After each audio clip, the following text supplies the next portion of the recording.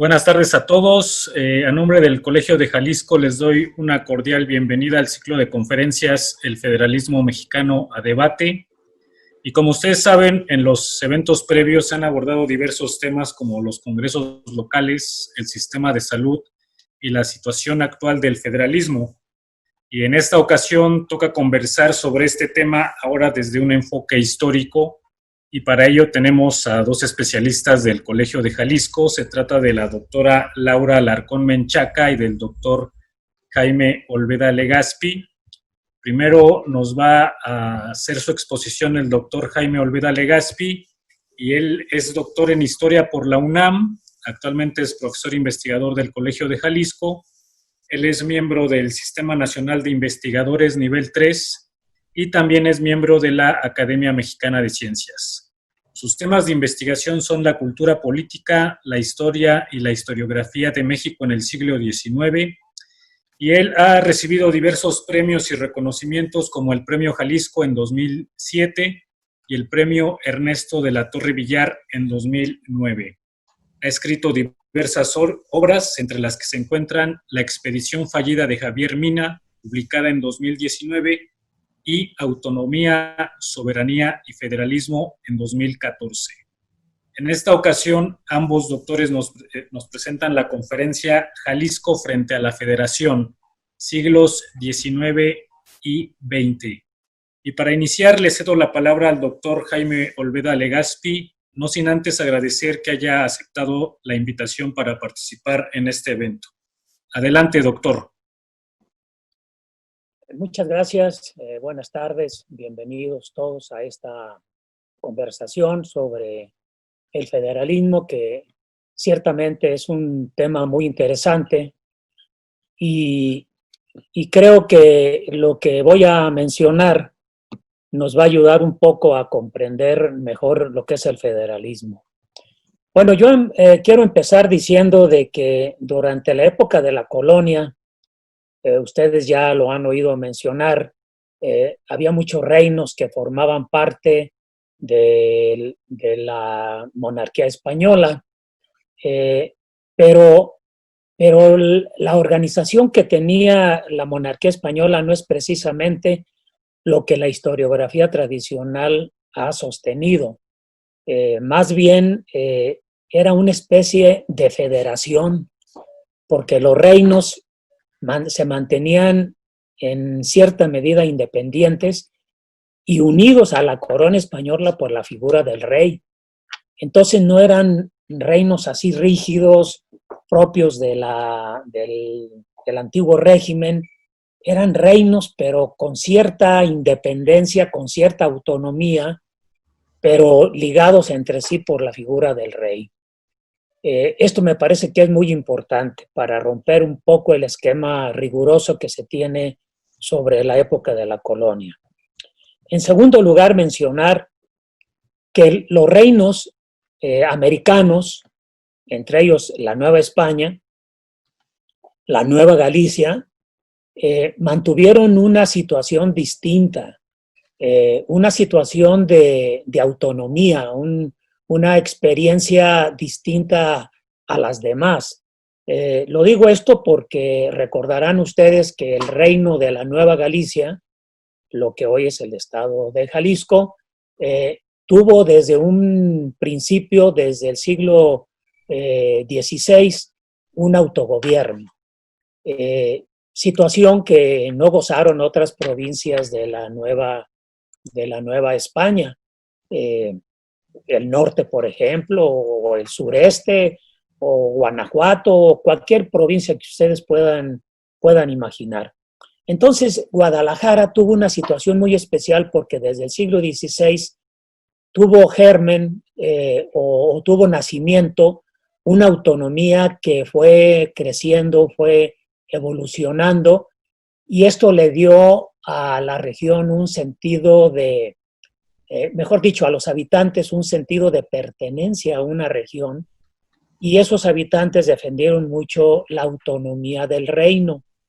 Su preocupación principal fue dotar al reino de otros elementos que carecía la ciudad de Guadalajara, capital del reino, algunas instituciones de carácter educativo, religioso, como las órdenes religiosas, para ir dotando a la ciudad capital y al reino de una estructura más sólida.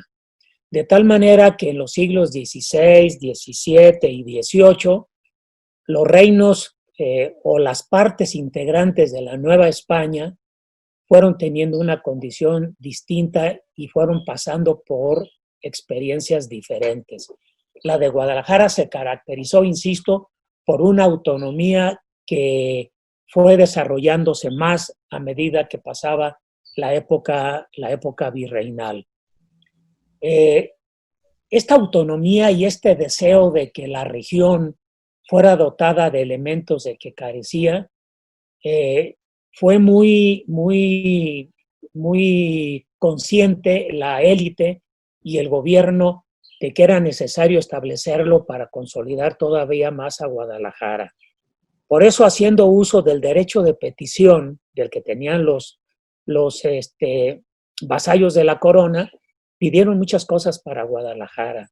Ya a finales del siglo XVIII incluso elevaron una solicitud pidiendo de que el reino de la Nueva Galicia se transformara en un virreinato y el obispado de Guadalajara en un nivel superior. Entonces, pues ustedes pueden ver de que estas solicitudes para dotar a la región de elementos que carecía es una expresión de esta autonomía que fue desarrollándose. Uno de los logros fundamentales que logró la región fue la fundación de Guadalajara, la licencia para establecer una imprenta y el Real Consulado. Entonces, todo esto se logró a finales del siglo XVIII. Entonces, cuando inició la Guerra de Independencia, también las provincias tuvieron secuelas diferentes. Guadalajara fue castigada, pero por un tiempo corto, a diferencia de otras regiones como Guanajuato, que fueron escenarios permanentes de la Guerra de Independencia. Es decir, cuando se consumó la independencia, y aquí es un punto también muy importante, las provincias entendieron que se trataba de una independencia de la región. No entendieron que era una independencia nacional, como Iturbide la dio a entender. Las provincias entendieron que con la independencia volvían a su estado natural, es decir, eran soberanas, eran autónomas y tenían el derecho de constituirse de la mejor forma que quisieran.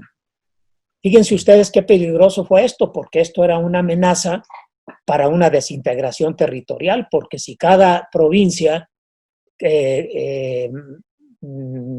transitaba por su propio camino, pues esto hubiera sido una fragmentación en pequeñas repúblicas chiquitas como lo que hoy es América Central.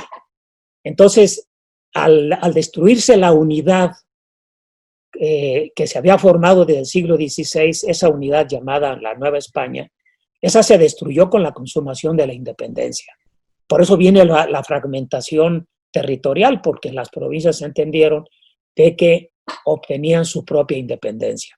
Esto me parece que fue muy peligroso. ¿Por qué las provincias no se fueron o no escogieron su propio camino? Bueno, una de las razones por la cual no hubo fragmentación territorial es porque España no reconoció la independencia de México, aunque Iturbide la proclamó en 1821. De todas maneras, el rey no reconoció ni el Plan de Iguala ni los tratados de Córdoba. Con esa unidad aparente de las provincias, expresaron su voluntad de formar parte del Imperio Mexicano. Pero ya saben que el primer imperio, el de Iturbide, fue muy breve. Luego esa unidad que empezó a construirse otra vez se volvió a destruir y las provincias otra vez volvieron a entender de que recobraban su autonomía, su soberanía y que volvían a su estado natural. Este fue otro momento peligroso para una fragmentación territorial. Después de la abdicación de Iturbide, la tarea del Congreso fue volver a constituir la nación. porque el Congreso se enfrascó en un debate complejo, contradictorio, confuso, en el que no se pusieron de acuerdo, porque entonces hubo dos opciones que se plantearon en el seno del Congreso: constituir a la nación mexicana en una república federal o constituirla en una república central. Como ustedes entenderán, las provincias prefirieron la república federal porque era el modelo que más respetaba la autonomía tradicional que venían teniendo desde el siglo XVI. Los meses que corrieron de los meses que corrieron de marzo de 1823 a junio fueron meses muy tensos, muy explosivos, porque los grupos políticos que se conformaron en el país, pues cada uno estaba impulsando su propio proyecto de nación. Y en estos meses es cuando Guadalajara cobró un papel importantísimo, un papel protagónico, porque de aquí se formularon las propuestas federalistas más estructuradas que en otra parte. Aquí hubo dos personajes que para mí son los teóricos del federalismo, por decirlo de alguna manera, que fueron Prisciliano Sánchez y Francisco Severo Maldonado. Ambos publicaron folletos para explicar qué era el federalismo, en qué consistía y por qué convenía. Lo interesante es que el Pacto Federal de Anáhuac, que fue el texto escrito por Sánchez, y el contrato de asociación, que es el texto escrito por Maldonado, se distribuyeron en otras provincias del imperio, e incluso llegaron hasta Guatemala. Entonces, en otras partes leían a Prisciliano Sánchez y leían a Maldonado, y a Guadalajara se le consideró como la cuna del federalismo, porque justo de aquí irradió toda esta propuesta federalista para que el país se organizara bajo esas bases. Como el Congreso General se retardó mucho en redactar la Constitución y en constituir a la nación, Jalisco, mejor dicho, Guadalajara, no esperó a que el Congreso convirtiera a las provincias en estados para establecer la República Federal. Porque ustedes han de entender de que una república es una asociación de estados, no de provincias. Y lo que tenía el territorio mexicano eran provincias, no estados. Entonces era necesario convertir a las provincias en estados. Una vez convertidos así, unirse para formar la federación. Esta fue una tarea también muy complicada porque hubo muchos intereses de por medio. Entonces, como Guadalajara, bueno, las autoridades de Guadalajara, me estoy refiriendo a la Diputación Provincial, al Ayuntamiento de Guadalajara y al jefe político que era Luis Quintanar, como se pusieron nerviosos y desesperados, ellos por su propia cuenta y de manera ilegítima convirtieron la provincia de Guadalajara en estado libre y soberano de Jalisco el 16 de junio de 1823. Como ustedes entenderán, esto preocupó mucho al Congreso, porque enseguida de Guadalajara hizo lo mismo Zacatecas, Yucatán y Oaxaca, es decir, se convirtieron en estados. Se vino una cascada de pronunciamientos federalistas convirtiéndose en estados, y para evitar que las demás provincias hicieran lo mismo, pues el Congreso tuvo que levantar un acta constitutiva antes de terminar la redacción de la Constitución, redactar un acta constitutiva para establecer el federalismo. Esta acta constitutiva se firmó el 31 de enero de 1824. Para mí, ese es el pecado original del federalismo mexicano. Les voy a decir por qué. Porque los estados, o ya el Congreso, convirtió a las provincias en estado en cuestión de horas. Y entonces los nacientes estados que no tenían la estructura de un Estado, ni habían vivido la experiencia de ser un Estado, de esa manera se asociaron para formar la República Federal. Caso contrario, por ejemplo, al modelo de Estados Unidos. Allá cuando formaron la República Federal, los estados ya existían de tal manera y ya habían vivido experiencias propias de un estado, de tal manera que con la madurez y experiencia que habían adquirido, se asociaron y formaron la Unión de Estados Norteamericanos. Pero en México no, en México todo fue a la carrera, fue medio postizo, fue muy improvisado, de en unas cuantas horas convertir a las provincias en estados, y ya una vez convertidas en estados, se unen para formar la Unión Unión de Estados Mexicanos, o Estados Unidos Mexicanos, para que se me entienda mejor. Entonces, la palabra unión o Estados Unidos Mexicanos, pues fue prácticamente de membrete, porque en realidad no estaban unidos, más bien estaban desunidos.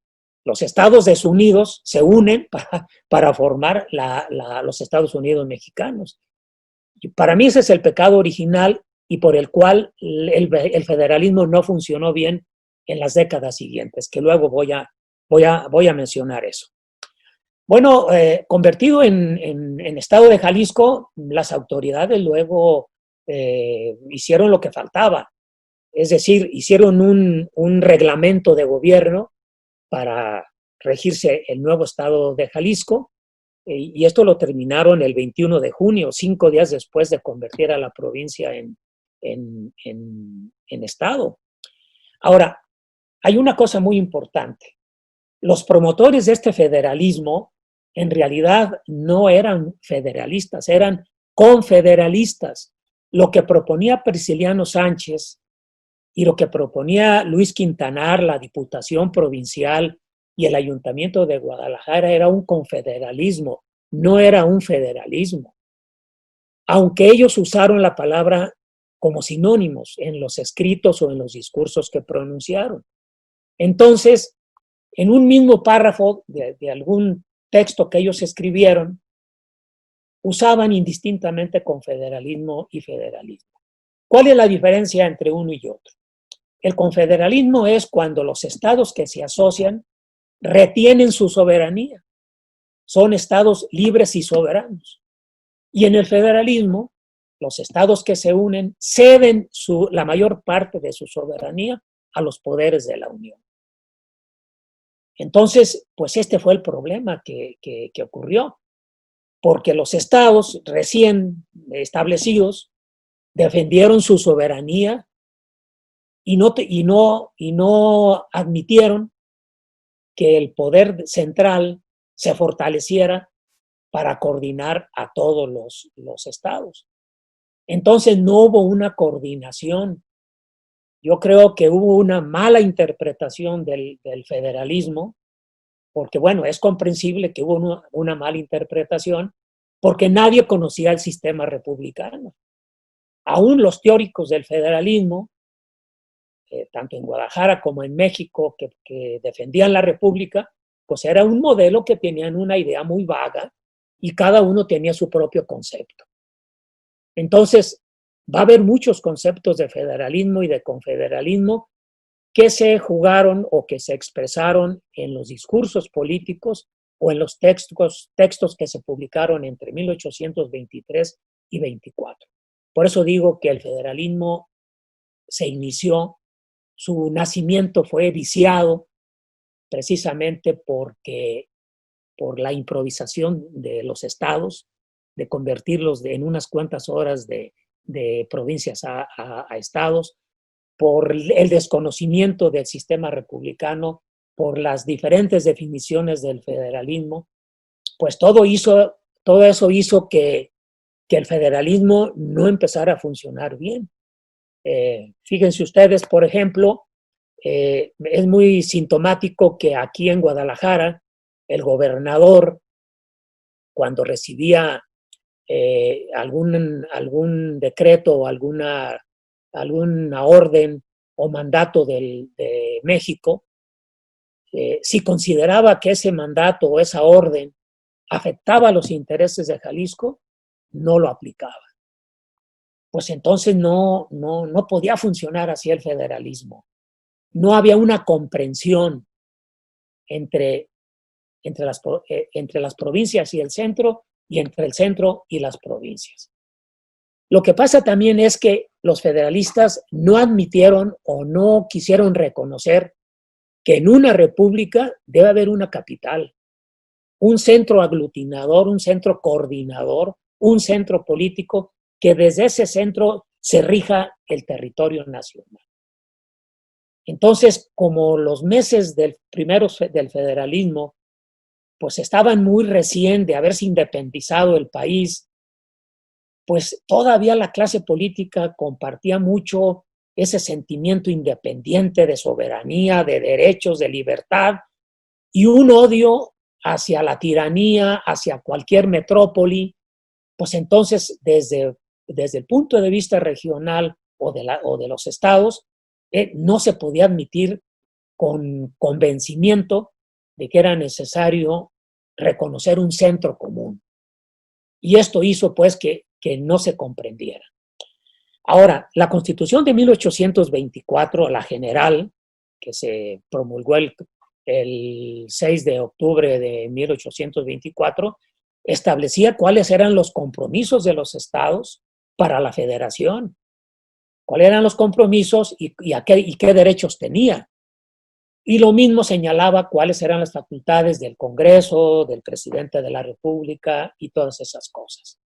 Uno de los compromisos de los estados era enviar cada año una cuota anual al gobierno federal para el sostenimiento de la República. Esa cuota anual se llamaba contingente. Y los estados, basándose en que no tenían los recursos suficientes, no mandaron nunca completo el contingente, ni completo ni puntualmente. Entonces el federalismo no funcionó tan bien porque no había recursos para echar a andar la máquina federalista. La Hacienda Pública, el Ministerio de Hacienda Federal, recababa muy pocos impuestos y las haciendas estatales muy pocos impuestos. Entonces, porque no había una cultura tributaria y porque había muchas formas de evadir el fisco. Entonces, las arcas nacionales y las arcas estatales estaban prácticamente vacías. Entonces, ante la ruina hacendaria, ante la resistencia de los estados de cumplir con sus compromisos, pues hizo que el federalismo no lograra esa unidad. No podemos hablar de una unidad nacional, podemos hablar de una fragmentación territorial. Por eso el Estado mexicano que nació en 1824 fue un Estado débil, fue un Estado desarticulado, fue un Estado que no estaba integrado por la dispersión del poder. Cada Estado era un centro de poder. No había una capital que coordinara todo. Había 19 capitales, aparte de México, que eran asientos de poderes locales. Y cada uno de estos asientos defendiendo la soberanía y la autonomía. Entonces, en ese sentido, pues imagínense ustedes si el federalismo iba a funcionar. Pues no funcionó. Por eso, en los siguientes años, todos entendieron de que el federalismo, en lugar de unir, desunía. Y que todos los problemas nacionales, que eran muchísimos, entre otros el de la inseguridad, una inseguridad muy parecida a la que ahora vivimos, se la achacaron al federalismo. Por eso luego otros grupos, los centralistas, los que eran partidarios también de la dictadura, maniobraron para que el federalismo se suprimiera en México porque no daba resultado. Y esta supresión del federalismo se llevó a cabo en 1835 para dar lugar al advenimiento de una república central y experimentar una forma distinta de gobierno para ver si el centralismo podía unir al país. Los centralistas desprestigiaron más al federalismo porque le achacaron muchos problemas y estaban muy preocupados los centralistas de que la imagen que proyectara México al extranjero fuera la de un país unido, integrado. Y esta condición no se había logrado como ustedes lo pueden entender. Entonces, la aportación que hizo Guadalajara, yo quiero destacar mucho la participación de Luis Quintanar. Generalmente la historiografía ve a Prisciliano Sánchez como el padre del federalismo. Yo creo que hay que matizar la idea porque no es del todo correcta. Sánchez fue el teórico, por decirlo de una manera, del federalismo, pero el que lo llevó a la práctica fue Luis Quintanar, el gobernador, apoyado por la Diputación Provincial y el Ayuntamiento de Guadalajara. Entonces, la participación de Jalisco y la posición de Jalisco frente a la federación fue de reto, fue de distancia, fue de que el centro no absorbiera a Jalisco, sino que Jalisco se conservara todavía muy alejado de la capital. Bueno, voy a terminar ya casi.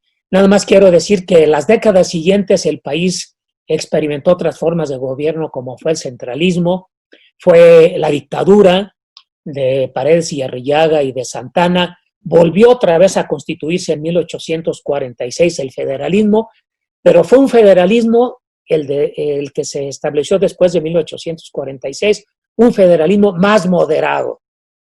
Podemos decir que de 1824 al 35, el federalismo fue muy radical, fue una especie de confederalismo, pero ya la restablecimiento del federalismo en el 46 fue un federalismo moderado.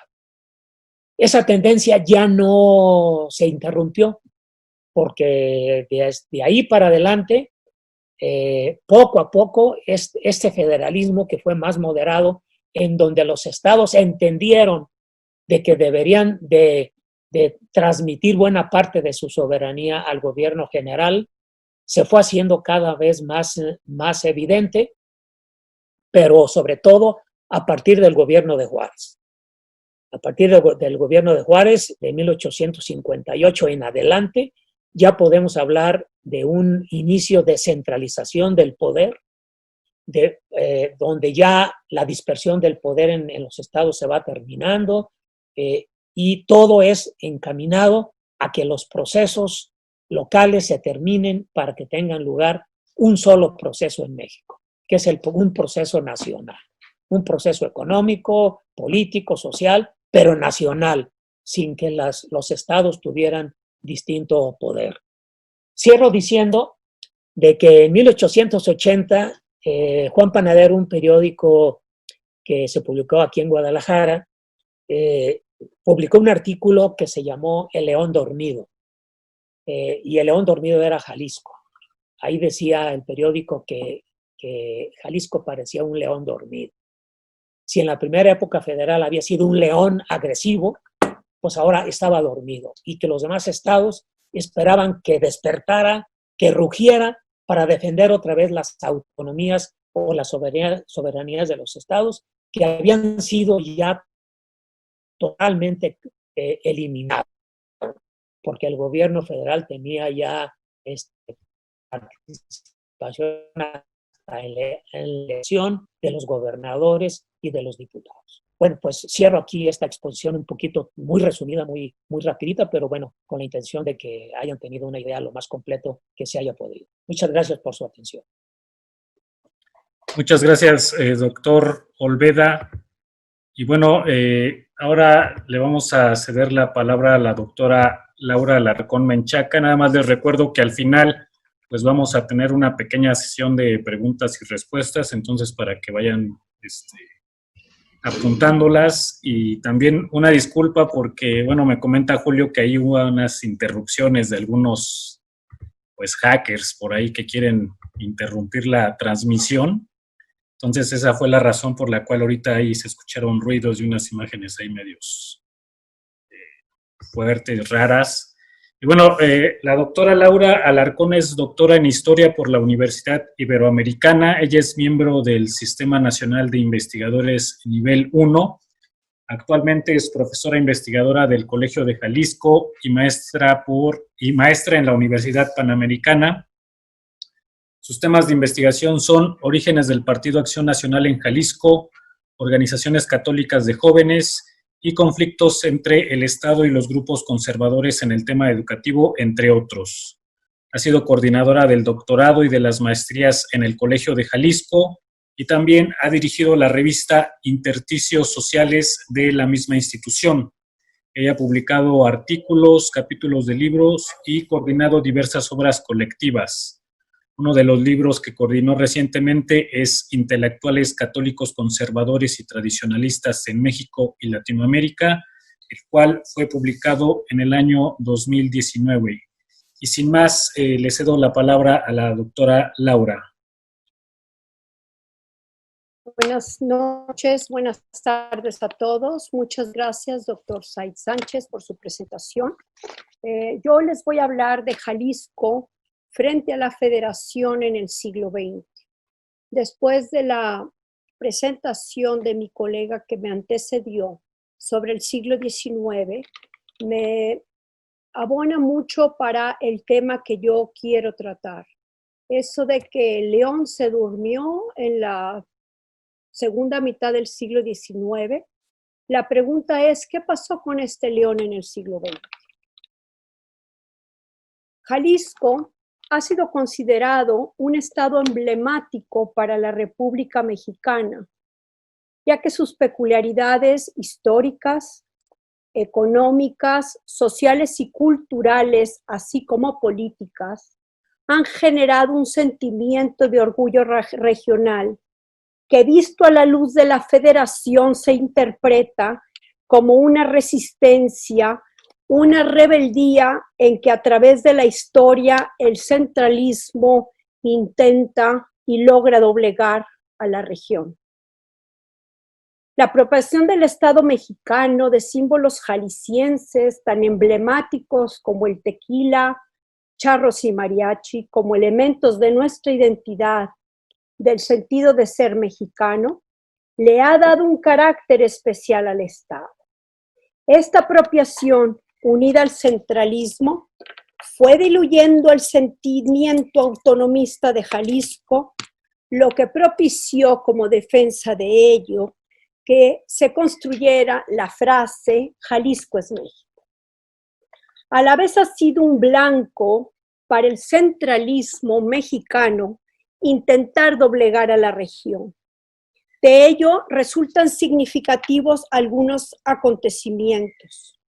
La hipótesis que yo quiero manejar en esta presentación es cómo durante el siglo XX la posición de Jalisco frente al centro fue diluyéndose y fue tomando las decisiones o los gobiernos que se dieron fueron a la luz del poder central. Sin embargo, el camino no fue tan fácil como hubiéramos o como pensaríamos. Durante la segunda, tercera y hasta cuarta década del siglo XX, los enfrentamientos en los poderes, en el poder local, eran vistos a la luz de los conflictos en el poder central. Sabemos nosotros que durante la Revolución Mexicana, que no fue propiamente Jalisco un estado central en la lucha revolucionaria, pero fue un estado muy importante en que los distintos grupos revolucionarios buscaban doblegar y apropiarse de este estado. En los años 20 toma el poder uno de los personajes más emblemáticos que se tuvo en esa época y fue José Guadalupe Zuno. José Guadalupe Zuno reflejaba, o más bien fue apoyado por el grupo obregonista en el poder. Cuando el enfrentamiento entre obregonistas y callistas se dio, la posición de Zuno dejaba pues ahí un desafío importante. Y para Calles era un personaje que debía que diluir. Yo considero que la actitud de Calles ante José Guadalupe Zuno es uno de los reflejos de la primera parte del siglo XX en que el poder central busca doblegar al Estado de Jalisco.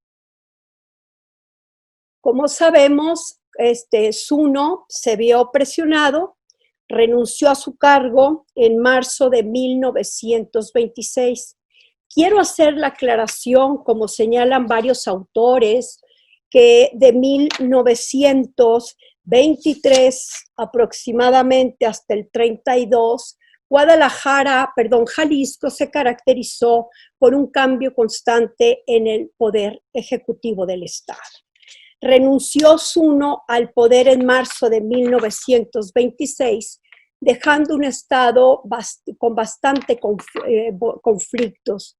No debemos de olvidar que fueron unos meses antes de que se diera inicio la Guerra Cristera. Margarito Ramírez Miranda, que tomó el poder en el año de 1927, reflejaba la fuerza del obregonismo.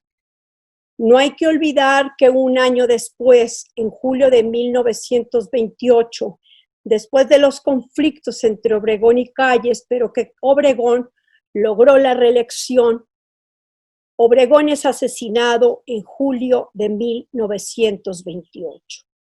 Esto, de alguna manera, ponía un poquito endeble el poder de Ramírez, quien buscó precisamente la anuencia de Plutarco Elías Calles. Sin embargo, recordemos que con el asesinato de Obregón se va a dar lo que conocemos como el maximato. En esta época después de Ramírez, se dieron varios gobiernos y ya aquí se ve claramente el enfrentamiento que se va a dar entre los grupos callistas y cardenistas. Jalisco, no tengo conocimiento exacto de varios estados de la República, pero Jalisco va a ser un caso muy emblemático en que las fuerzas callistas y las fuerzas cardenistas van a disputarse el control del Estado. Esto obedecía, en mi opinión, también a lo que sucedía a nivel nacional. No olvidemos que en 1934 toma el poder Lázaro Cárdenas y propone, o más bien imponen, un plan sexenal, donde uno de los elementos centrales va a ser el postulado de la educación socialista. Esto generó mucha incertidumbre, mucha inestabilidad en el estado de Jalisco, porque como ustedes saben, es cuando se da en esos años el enfrentamiento o la ruptura de un grupo en la Universidad de Guadalajara que buscaba la libertad de cátedra, y es cuando nace la Universidad Autónoma en aquel momento de Occidente, que después se llamó de Guadalajara. Pero esa es otra historia. Pero dentro de este marco de inestabilidad en la región, se manifiesta claramente el conflicto de los grupos que dominaban en el poder central, es decir, los presidentes de la República, y en ese momento recordemos que detrás de esto estaba el que se llamaba el jefe máximo Plutarco Elías Calles. El enfrentamiento se da de una manera no solo velada, sino manifiesta en los distintos actores aquí en el Estado. Everardo Topete va a tomar el poder el 1 de marzo de 1935. Este mes y año es muy importante porque es cuando se da uno de los grandes enfrentamientos entre la Universidad de Guadalajara y los tecos. En este contexto sube al poder Everardo Topete, donde se consideraba un callista. Sin embargo, él va a buscar el apoyo de Lázaro Cárdenas. A pesar de que había habido un enfrentamiento o más bien tensiones para la sucesión en el gobierno, que gana Everardo Topete con el apoyo de Calles, posteriormente va a mostrar una clara afiliación al cardenismo. No olvidemos, y aquí es un punto central, en que en 1935 Calles tuvo que salir de México precisamente por los enfrentamientos con Cárdenas. Cuando regresa en el 35, ya pues le duró muy poco esto, porque como sabemos, en abril de 1936, Plutarco Elías Calles tiene que salir en definitiva de México. De esta manera, el poder de Cárdenas se consolida y esto fortaleció a Everardo Topete. Aquí había varios actores que con este escenario de la salida de Calles, pues toman distintos caminos. Por ejemplo, Sebastián Allende se retiró de la política. Silvano Barba González va a aprovechar la coyuntura para tratar de buscar el derrocamiento de Topete. Y Jesús González Gallo, que como sabemos, fue un actor muy importante, pues va a esperar tiempos políticos mejores para su ascenso en la localidad. Se dio entonces la consolidación del poder de Everardo Topete, pero después, cuando viene la sucesión en el gobierno, en el año de 1938, los mismos agraristas, porque siempre los gobernadores van a buscar el apoyo de obreros, campesinos, sobre todo, ¿no? Recuerden ustedes que durante estos años se da una transformación de lo que fue el Partido Nacional Revolucionario a Partido de la Revolución Mexicana. Todo esto obedecía a toda una estructura partidista y a toda una búsqueda de la centralización del poder. Entonces, Silvano Barba González, que había sido secretario de Gobernación de junio de 1935 a agosto de 1936, había sido un actor fundamental para la expulsión de Calles. No olvidemos que Calles fue expulsado de México junto con Luis N. Morones, Luis L. de León y Melchor Ortega. Esta coyuntura sirvió precisamente para despejar los conflictos en el mismo estado de Jalisco. Barba entonces logró ser gobernador de marzo de 1939 a 1943 y tuvo todo el apoyo de Lázaro Cárdenas. Por supuesto que contar con el apoyo de Lázaro Cárdenas significaba tener apoyo de obreros, campesinos. Recuerden ustedes que es cuando se da precisamente esa transformación, o se había dado esa transformación a partir de la Revolución Mexicana, donde se hizo un partido de tipo sectorial. A pesar de que Jalisco se resistía a ser dominado por el centro, terminó doblegándose a los designios de los presidentes. Sin embargo, todavía faltaban algunos años para que esto tomara su normalidad. Como sabemos, en 1940 se inició el gobierno de Manuel Ávila Camacho. Manuel Ávila Camacho fue el último presidente militar que se dio después de la Revolución Mexicana.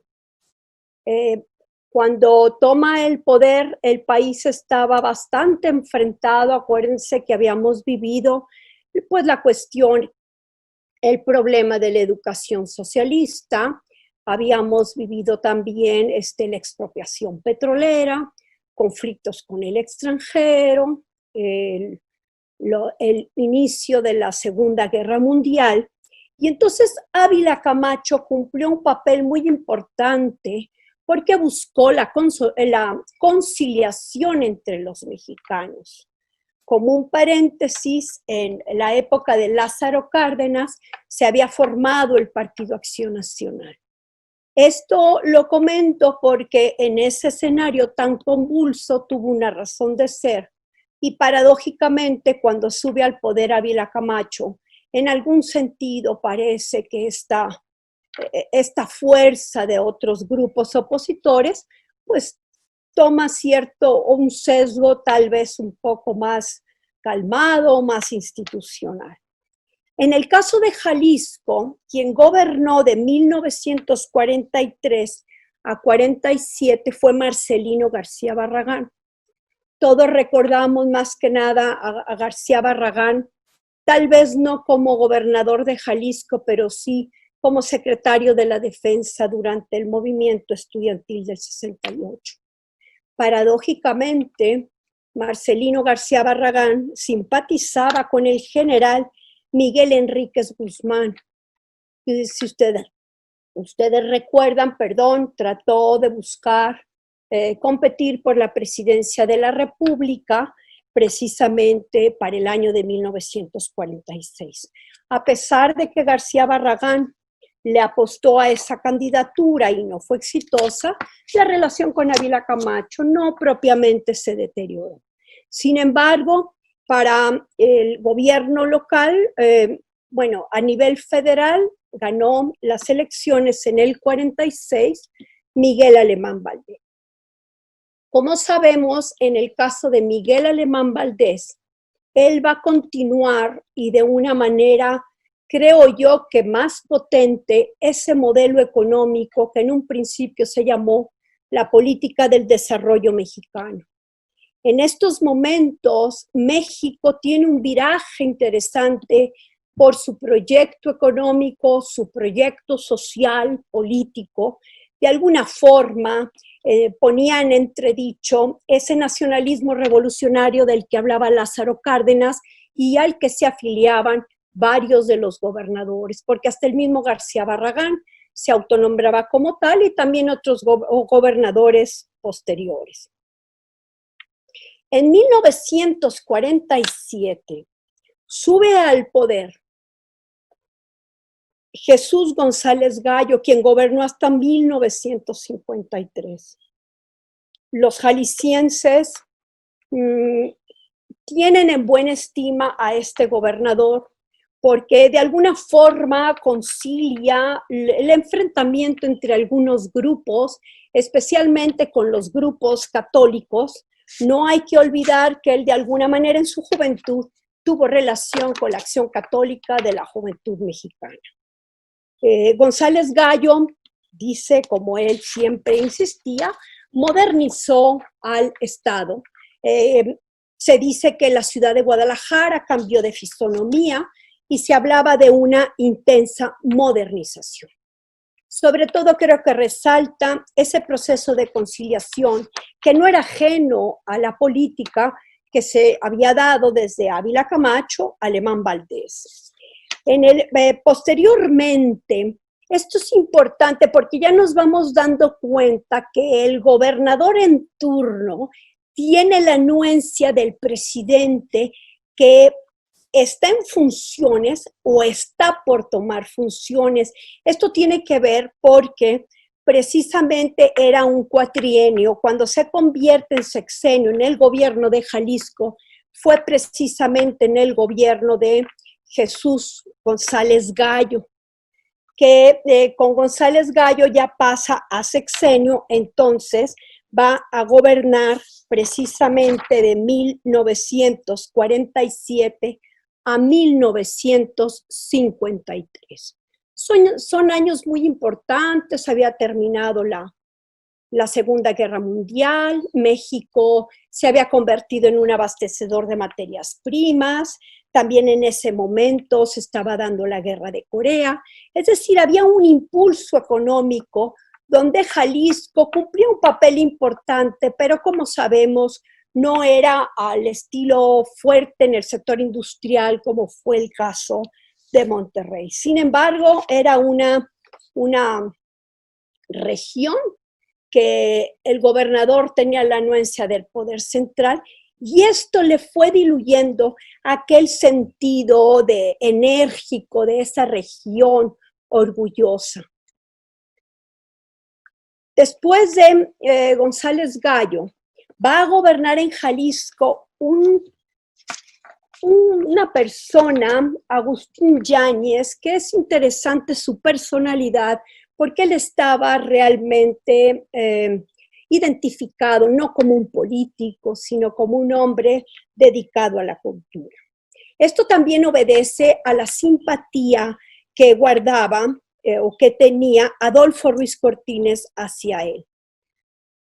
Yáñez fue aceptado por varios sectores de la sociedad jalisciense, pero él ya es claramente un reflejo de cómo el poder central, o más bien el poder del Estado de Jalisco, necesita la anuencia del poder ejecutivo federal. Yáñez no descansaba en señalar que él simpatizaba con el nacionalismo revolucionario, y él lo que decía es que buscaba perseguir la doctrina humanista de la Revolución Mexicana. Él buscaba, y lo demostraba, buscar un acercamiento con el pueblo y buscó neutralizar la fuerza de los caudillos locales. Para muchos, su gobierno fue tachado de moralista y bien intencionado, dicen algunos autores. El mismo Yáñez exaltaba que con su gobierno se había instituido una nueva forma de gobernar Jalisco. Le sucedió en el cargo Juan Gil Preciado, 1959-1965. Es interesante porque se presenta o lo presentan como un jalisciense de Jalisco. Él también tenía la fuerza y la simpatía tanto de Ruiz Cortines, que era precisamente el presidente que salía o que acababa de salir, y el nuevo presidente que había tomado el poder en 64, que era Adolfo Ruiz Cortines. No olvidemos que en este escenario se habían dado dos movimientos, sucedieron unos movimientos, el ferrocarrilero y el magisterial. En este escenario es importante la figura de Juan Gil Preciado porque se hablaba de ser una persona que tenía la fuerza de ser jalisciense. En esos años considero que hubo dos elementos importantes que, aunque no propiamente Gil Preciado era el que lo abanderaba, por las posiciones que se dieron precisamente a nivel federal, le perjudicaron o tuvo oposición de algunos grupos aquí en la sociedad jalisciense, y fue, entre otras cosas, uno, por ese discurso a veces pro-comunista o pro-revolución cubana. Segundo, el discurso que la Iglesia Católica acentuó, que ya se había dado, de una especie de campaña en contra del comunismo, y no olvidemos que en esos años es cuando se da precisamente la publicación y distribución de los libros de texto gratuito, que como sabemos varios sectores de la población jalisciense, sobre todo ligados a los grupos de la Iglesia Católica, se oponían a este tipo de libros. En fin, pasan los años y quien gobierna posteriormente fue Francisco Medina Ascencio. Ya era muy claro que eran personas que habían estado mucho en la Ciudad de México, regresan precisamente, pues, o de alguna manera para iniciar o continuar una carrera política. Y esto fue el caso, en el caso de Medina Ascencio.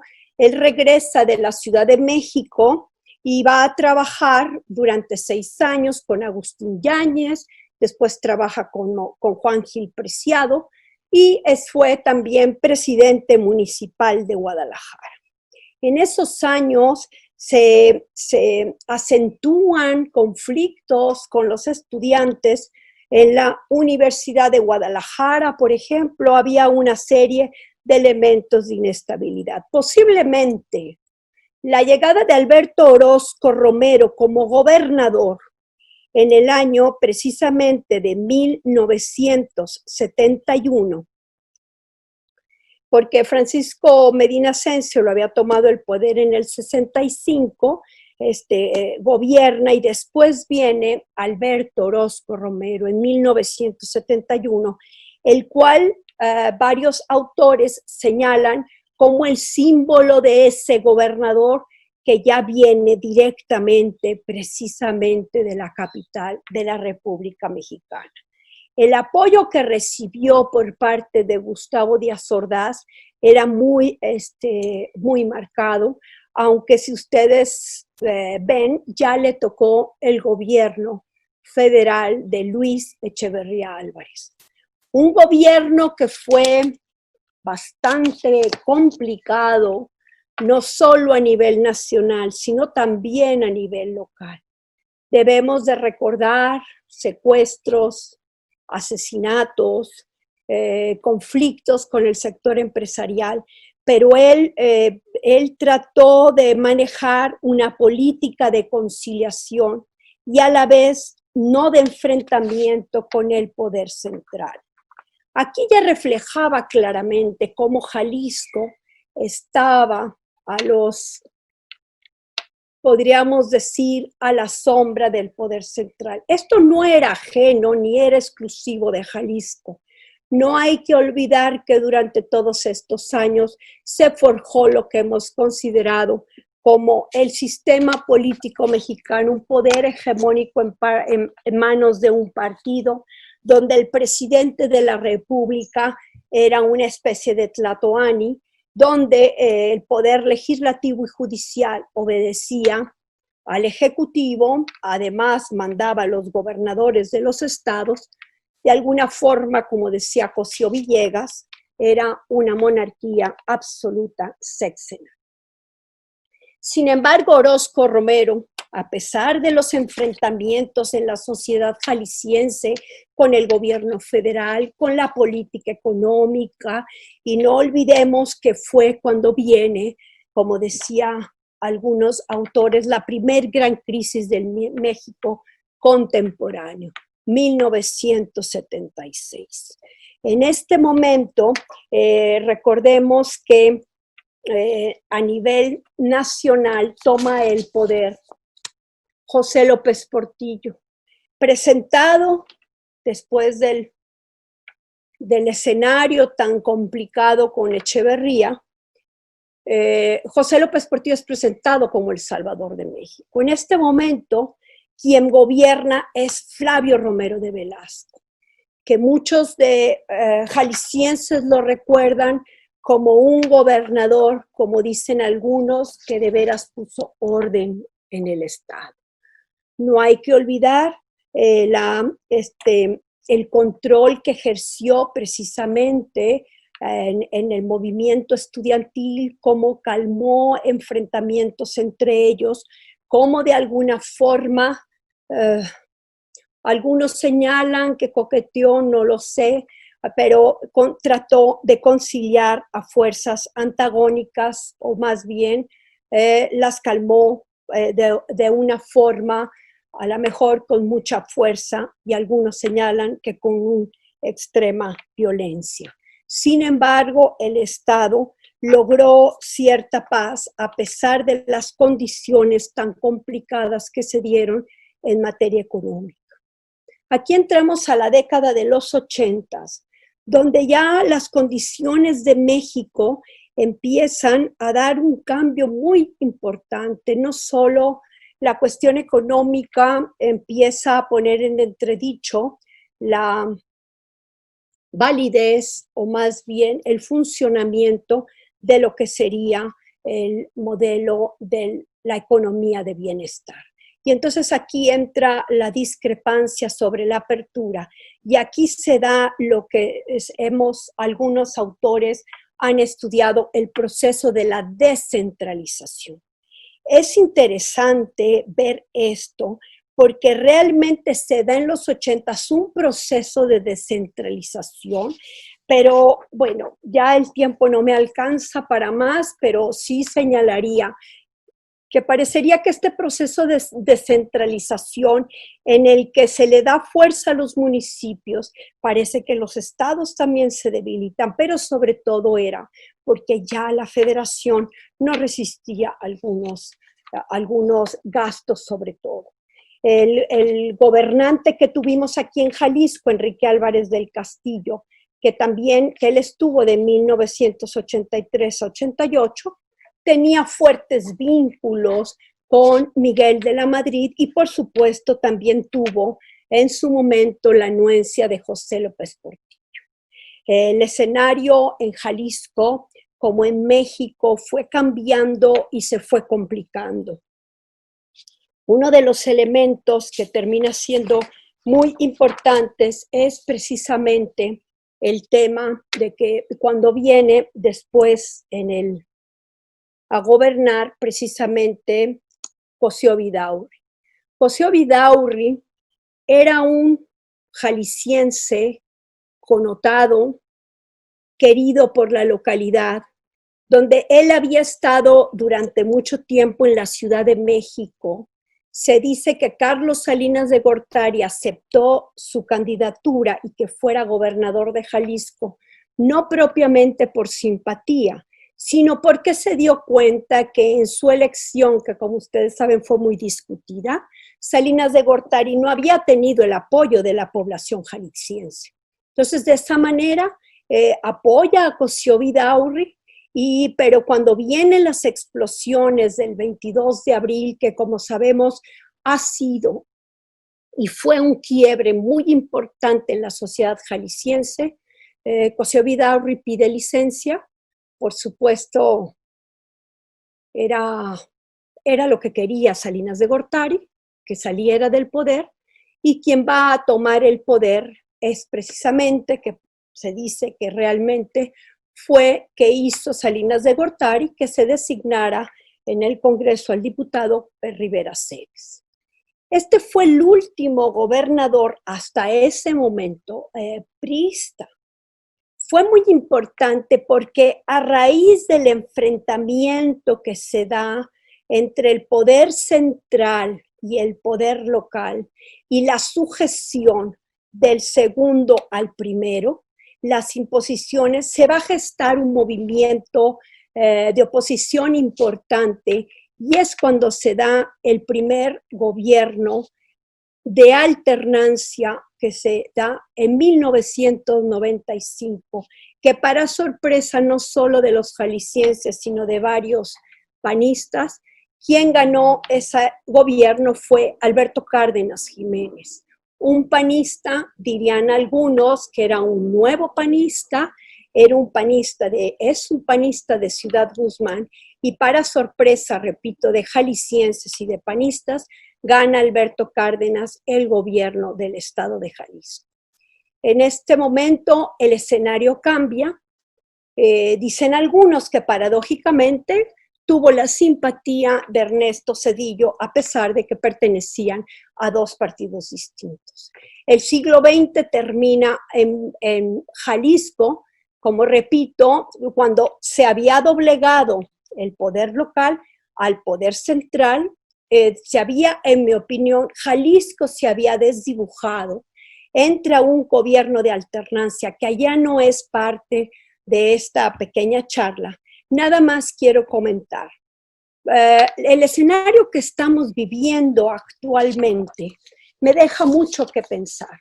La posición del gobernador actual de Jalisco ante el problema del COVID ha dejado o está dejando o puede dejar un sentimiento de decir, estamos aquí los jaliscienses estamos actuando en contra de un proceso que tal vez está regresando, es decir, se está tratando de imponer otra vez un centralismo y Jalisco sale, a lo mejor como decía el doctor Olveda, posiblemente este león está despertando. Muchas gracias.